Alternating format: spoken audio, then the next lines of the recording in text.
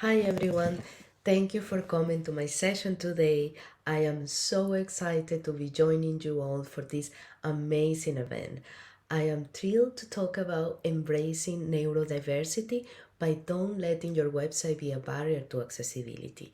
And we can do that by planning, designing, and building digital products that are accessible to everyone.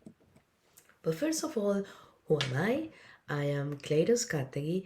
I am a white woman with brunette hair and I use she, her pronouns.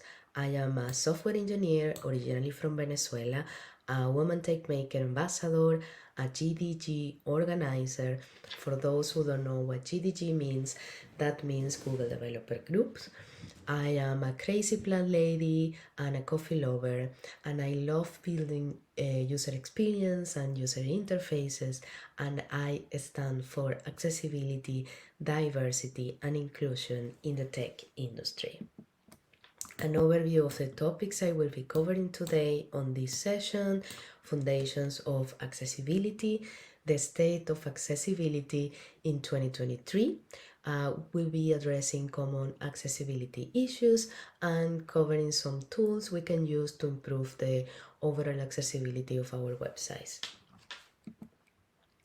To prepare us into the conversation, I'm gonna play a 2-minute video, so if you have any sensitivities to movements or video content, please return in about 1 minute and 43 seconds, and don't worry, you won't miss anything.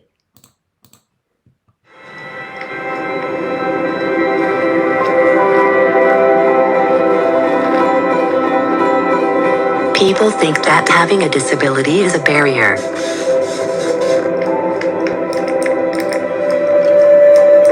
But that's not the way I see it. You can catch up with friends. You can capture a moment with your family. One face, small face, focus lock. And you can start the day bright and early. You can take a trip to somewhere new.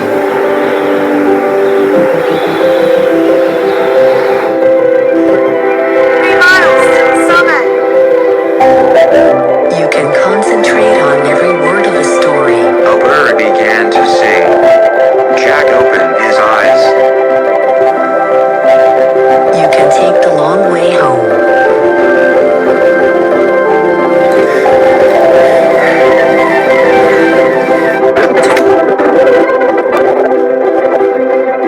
Or edit a film like this one.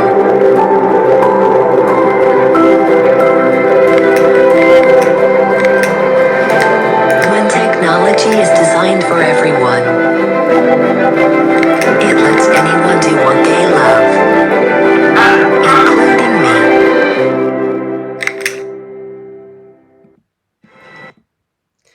With that in mind, let's talk about what is digital accessibility. Maybe you keep hearing about this, but at this point you are afraid to ask. So let me help you. Digital accessibility is the practice of ensuring your products can be used by all your customers, including those with disability. But who benefits from accessibility? And the right answer here is everyone does. On the right side of the slides, there is an image that demonstrates how accessible products benefits everyone, and the source of the graphic is Microsoft Inclusive Design Toolkit. So I want to walk you through some of the examples here. For example, we have at the top of this image the different kind of disabilities: permanent, temporary, situational, and on the left hand side we can see different kind of sense like touch, see, hear, and speak. So an example of a touch permanent disability can be if you were born with only one arm. A touch temporary disability can be an arm injury, or a touch situational disability can be if you're a new parent and you are holding your baby with one hand and doing everything else with the other hand. A speak permanent disability can be if you are a non-verbal person, and a speak temporary disability can be if you are suffering from laryngitis, and a speak situational disability can be if you have a heavy accent, or if you are talking to someone that has a heavy accent and you are not able to understand. Another, this is a good graphic, but one important category of disability is missing here. Cognitive. An example of cognitive disabilities can be attention disorder, dyslexia, or loss of memory. Also, another aspect I wanted to clarify from this slide is the term ally, which you will read very often. Ally means that there are 11 letters between the letter I and the Y, and the term is often used in web development to refer to the practice of making websites and applications accessible to everyone. Some of these people with permanent, situational, or temporary disabilities will use assistive technologies to interact with your website. We have, for example, screen readers. People who are blind or have very limited vision will rely on screen readers to navigate through your website. Deaf individuals will use closed captions, and they can also be used as a tool by those who are learning to read, who are learning to speak a second language, or in environment where the audio is very difficult to hear. People with physical disabilities who cannot use the mouse and people who are blind and cannot see the mouse pointer on the screen will use keyboard navigation. And finally, voice control is a great option for people with motorical disabilities or for in-car system or in the military. But how assistive technology interact with the web? We have something called the DOM tree, and DOM stands for Document Object Model Tree, and this contains all the objects representing all the markup elements, attributes, and nodes of your website. And then we have the accessibility tree, which is based in the DOM tree, but it also communicates name, description, roles, and states of elements to assistive technologies like screen readers. Now let's take a look at how this works visually. The HTML generates a DOM tree modified by JavaScript. The DOM paints the visual UI, or what we call websites, but this is not what assistive technology reads. The DOM also generates a separate accessibility tree, removing all the presentational aspects. And the accessibility tree is the one that gets read by assistive technologies and then communicate to users. And screen readers rely on both the underlying code and accessibility specific properties and attributes. This is an example of how to access the accessibility tree. You just press F12 and the accessibility icon, and then you will be able to navigate through all the accessibility elements on your website. But how do I actually do accessibility? We have something called WCAG, which stands for Web Content Accessibility Guidelines. These guidelines have been developed by the World Wide Web Consortium W3C to be the source of truth for accessibility. As you will run into WCAG if you spend any time looking into digital accessibility online. So please bookmark this link or scan this QR code. And now I want to introduce you to WCAG version 2.1 AA, which is the one we are using currently. The WCAG 2.1 guidelines are categorized in 3 levels of compliance, A being the lowest level or the minimum, AA being the mid-range, and AAA the highest. And for a website to be accessible, it has to meet AA or AAA level of compliance. When thinking about accessibility, I like to think about this formula, and please embrace the acronym overload here. WCAG, which is the guidelines, plus PUR equal BFF. Poor are the principles that drive the specific rules we need to follow on the WCAG official standards. And for me, this is the ALIVE formula. On the poor principles, we have 4 principles of content accessibility. And that means that your content must be perceivable with more than one sense, operable through keyword shortcodes, voice commands, etc., should be understandable, simple and clear, and robust that works across different browsers. Moving on to the next session, the state of accessibility in 2023. The accessibility report by WebAIM. WebAIM means Web Accessibility in Mind, and this is a non-profit organization based on the state. This report summarizes the current state of digital accessibility and the online challenges faced by people living with disability. If you are interested in this report, you just need to scan that QR code over there. The 23 report on the accessibility was run on top of 1 million homepages, and those are the most popular websites that you can imagine. And the result of that report is very sad. 96.3% of the homepages had detected WCAG 2 failures. Users with disabilities will expect to encounter errors on 1 on every 21 homepage elements. And 106,245 was the most errors detected on a single homepage, which is an insane number. 96.1% of all the errors detected fall into one of these 6 categories on this graphic. And these most common errors has been the same for the last 5 years. So what that means is that addressing just these few type of issues would significantly improve accessibility across your website. And I want to walk you very quickly through the different kind of issues. The first one, low contrast text. Most text needs a ratio of at least 4.51 against its background. And to fix that, we can either pick lighter and darker colors, or we can fix that by embiggening the text, making it bigger.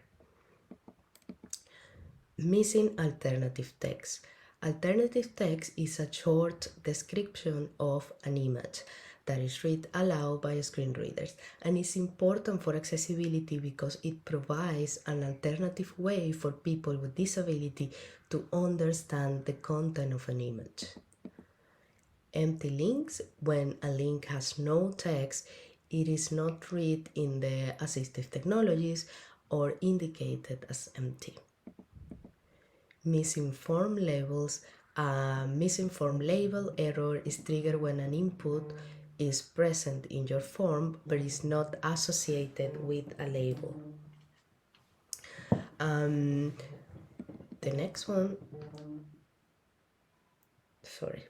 next one, empty buttons. All buttons should contain text describing the function of the button. And finally, missing document language. It is required to have the language attribute on the HTML for assistive technologies to know what language the page is in. Now let's have a look at a website with accessibility issues. Spoiler alert, I have filled the worst looking and inaccessible website that you can imagine for demonstration purposes.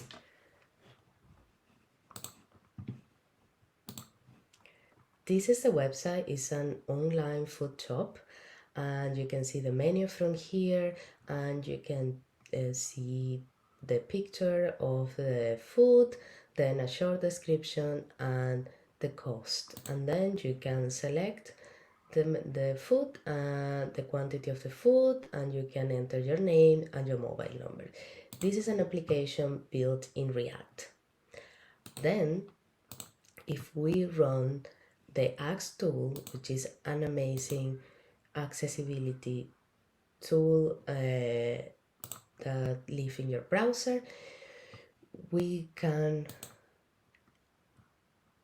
see all the accessibility issues in that website. So elements must meet minimum color contrast ratio, and the other accessibility issue is images must have alternate text. So this is part of the graphic we just saw before. To fix that, and another thing I wanted to clarify is this tool gives you exactly the piece of code that is failing the WCAG guideline, and then it's giving you the way to fix this problem. So this is telling me that the sign in and sign out button doesn't have the color contrast. So it's this element here. In order to fix that, there is a different tool also from WebAIM that is called Contrast Checker, and then here we can pick up the colors of the elements that are failing the color contrast, introduce that on this online tool, which is free. Well, the other one is just white, so it's gonna be the same, and then it tells us in a normal text is failing AA and AAA. So what we can do is we can play with the value of this color until this passed. So we can see that it passed now on WCAG AA. So I'm just gonna copy the value, go to my code, and fix the color of my button. That's one accessibility issue gone. The other one was the alternative text for the food. So again, I'm gonna go back to my code, look for the missing piece of code. It's not here, I believe it's in food order. And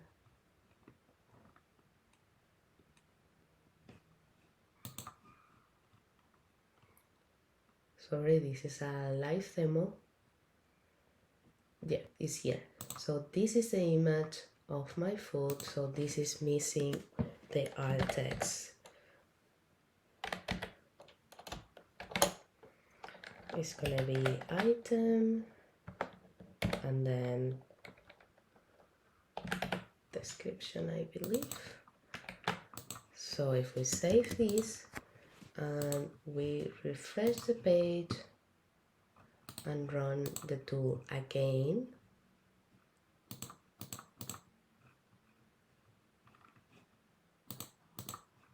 let's refresh this.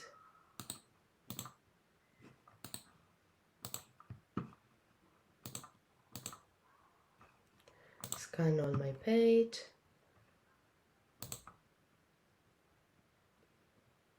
It's still failing on the sign out. Oh, okay. Let's look for that element.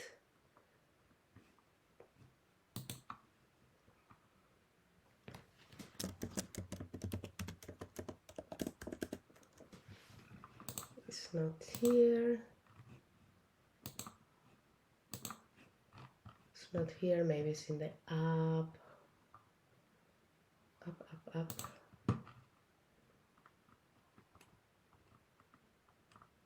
Okay, so it's this piece of code.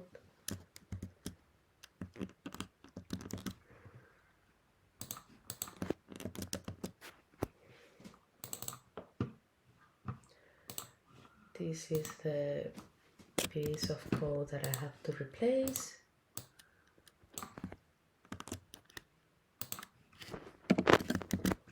Then